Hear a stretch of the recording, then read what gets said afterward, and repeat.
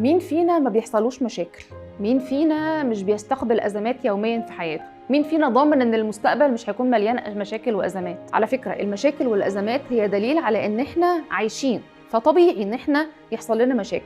المشكلة ساعات بتكون في إن إحنا مش متقبلين إن إحنا بيحصل لنا مشاكل.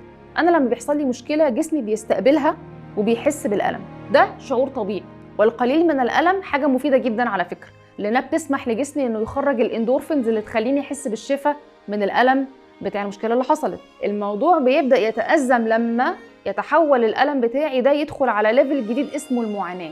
المعاناة دي تيجي من كتر الشكوى، من الكلام السلبي الكتير اللي بنحيط نفسنا بيه حوالين المشكلة. زي مثلا واحد شكوى دبوس، فالألم إن أنا خلاص اتوجعت وخلاص عدت، لكن المعاناة هو إن أنا ماسك صباعي طول الوقت عماله اقول اي انا صباعي واجعني، اي انا حصل لي مشكله، انا بخاف من الدبابيس كلها، وماشي اقول للناس كلها الحقوني انا شكني دبوس. المعنى اللي بنلصقه للاحداث اللي بتحصل لنا هو ده اللي هيخليني يا اما انسان تعيس يا اما انسان سعيد، بس كده.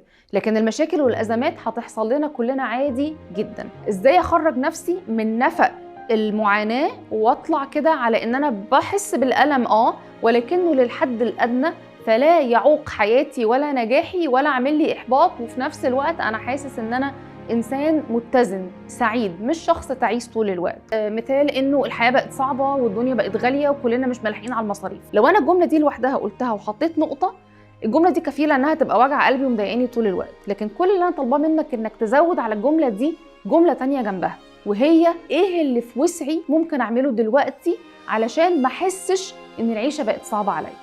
مخك ده عامل زي الكمبيوتر، كل ما تدخل له سؤال لازم هيطلع لك إجابات، وهيطلع لك إجابات من داخلك من جواك.